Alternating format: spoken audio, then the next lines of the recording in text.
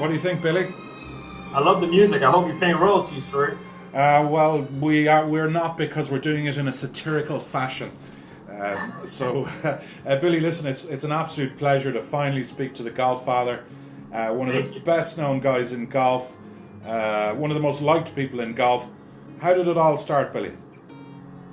It started about 6-7 years ago. You know, I was on Facebook, and then I graduated to Twitter. Started meeting nice people. You know, I fell in love with the Folds of Honor. They came across my timeline, and you know everything they were doing for our military, and trying to remember them and helping their families.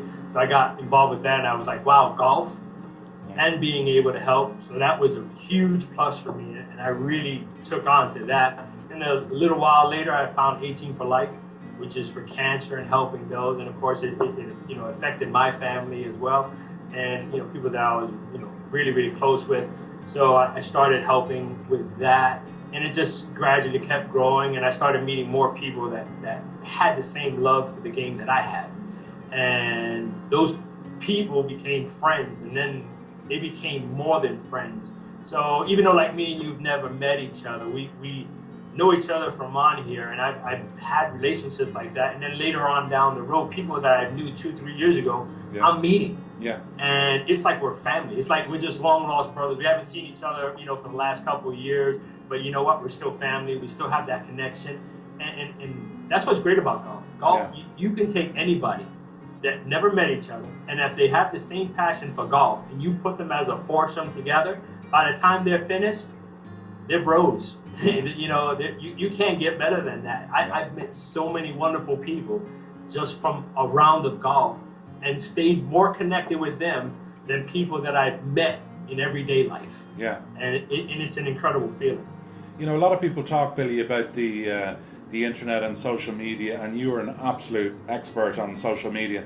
And they talk about the fact that we're losing relationships, but the fact is that you and I pretty much know a lot more about each other than maybe other people do. And when we meet, we know our children's names, we know family names, we know what to say, what not to say. There's that element of social media that people just don't realize. No, they don't, because they only see what goes across the timeline. They don't know what goes behind the timeline and those private messages. And maybe they should, because sometimes people, throw it out on the timeline as opposed to going into the private area and getting that better connection with people like yourself, me and you. We've had messages. Herb McNally, before he became Herb 22, and he was just ordinary Herb.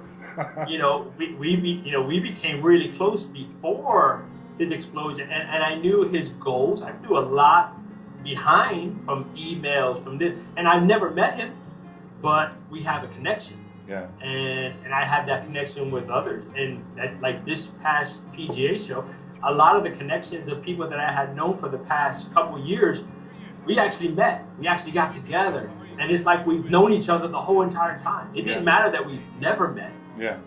We already had a relationship. We already knew, like you said, about the kids. We already knew about family. We knew about friends. We knew about what we like, what we don't like. If it's done the right way, it's just another means to keep in contact. Yeah. You know what I mean? Because I have my children. I have two of them. They're in the service and media, and that's how I got into media, was because of them. I wanted to be in contact with my kids, and this helped me make even more family. Yeah. You know what I mean? So I keep in contact with my family, and it's extended that. Because me and you couldn't have this conversation.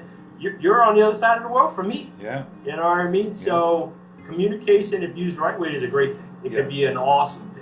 Me and you are now friends. Yeah. You know, so it's a big difference now. Yeah. Well, I need as many friends as I can get because of my personality, Billy. But listen, tell me. We talked about McNally 22. Tell me about this beautiful, awesome, most sought after logo in golf today. Yeah. Well, a while back, it was just me, Herb, and a bunch of other guys. We just got a little family. All we had in common was golf. None of us ever met each other. So, we started seeing all these things, all these little groups. Somebody came up with the idea of making the Fairway Mafia. And because we were all golfers, we all had something in common, and it ran. Next thing you know, Herb, he's the one. Somebody said Golffather. Herb made this thing. He was like, "Oh, that's cool." Next thing I know, I got this in my inbox, and I'm like, "Oh, wow, that's cool." It became my avatar. Yeah. And then next thing you know, Herb's making everybody's, name. Everybody had a different name and a different look, but like we were all part of the mafia. Yeah. But the Fairway Mafia, and he's the one that created. And this thing stuck out the most. And everybody that sees it was like, "Oh, wow, that's beautiful. Who did it?" Herb McNally. Yeah. Herb McNally. So every interview I've gone, I always have to talk about Herb, because without Herb, there really wouldn't be a Golffather. Yeah. I would just be Bill Cuevas. Yeah. So he helped step up Bill Cuevas. He took Bill Cuevas he helped me get to that next level. Yeah. You know what I mean? So everybody loves the logo. I've been blessed to have hats. I have shirts, from Loft Golf. I have belts. I mean, you name it. I've been blessed, to get it. And it's part of me. You know what I mean? And when people see me, they don't call me Bill Cuevas. They call me the Golffather. And it's like, it's kind of hard, because it's like, even my kids, they think I'm famous. And I'm like, "Dad's not famous." "Oh, yes, you are. You're the Golffather." And I'm like, "No, I'm not." People were stopping me. "Hey, I saw you on TV. Yeah. I saw you here. I saw you there." I'm like, "Oh, okay."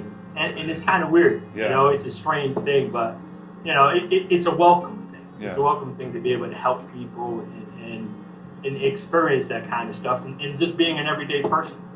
There's one thing I've got to ask you, Billy, is have you ever considered, now I know you've been approached by every major clothing manufacturer to work with you, you've been approached by everybody who's anyone in golf, but have you ever actually thought about becoming a golf psychologist to help golfers? My family's all in that field, and I learned that most of the people in that field, and you can read it and check it out, online and find statistics. Most of them already have their own psychological problems that they're trying to figure out for themselves. And I like to think I don't have them. So I'm not saying I don't, but I like to mask them. So I'm going to keep that Band-Aid on and say that absolutely not. I won't try to hit that field. I'm going to leave that for everybody else. Listen, again, you've TV, you've radio, in the age of the Kardashians, it's just such a pleasure to speak to a real person, because you bring such positivity to other people's lives. I don't know if you understand that you do that. Do you? No, it's people. They have told me, and I don't know if it's kind of. I guess it's kind of hard to actually grasp it, because I've seen it grow, but I've never really come to grasp with how much of an impact that I am having, And I just want to be humble. I just want to be me. I don't want to take life for granted. So, I'm not perfect by no means. Am I perfect? And everybody makes mistakes and stuff. But more importantly, I've always wanted to help people. From my career choice in life, what I wanted to do, I've always wanted to help people. And this gives me a way to help people and give freely, and it doesn't cost anything. Yeah. You can help people, and a lot of people are always afraid, oh, it's going to cost this. It doesn't cost to help people. You can reach people, and I never realized how far I could reach, and it cost me absolutely nothing except for my internet connection in my house. You know what I mean? That's it. That's all it costs. Yeah. I have to say, I'm kind of disgusted that some Verizon or somebody hasn't come to throw some dollars at you for your internet connection. You're one of those guys that we can all reach out to, even when you're on the course. I've often reached out to you, and you get back on the third, and just out of badness, sometimes I text you back about a half an hour later, and you are actually on the fifth. So, or on the seventh, I should say. But Billy, the internet is a strange, dark place, and we've been talking to a lot of people throughout the business series, and the one thing that comes out is that despite what people like me in the other areas of our lives in the media tell you, There's some great people out there.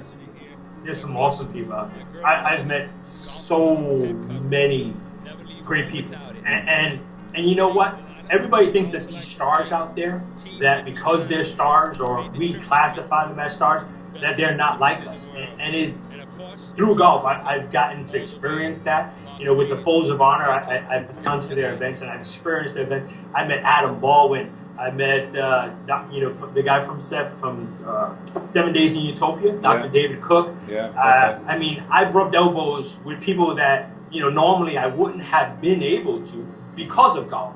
And they're just, you play with these. I played with GMAC, and GMAC was one of the most humble, easygoing. I was afraid to be there with him. I was like, oh, what am I, I'm rubbing with him. And no, he, even afterwards, hey, you guys want to go have dinner? We went to his restaurant. I met his wife. It was like me and him had been bros forever. It's like they're normal.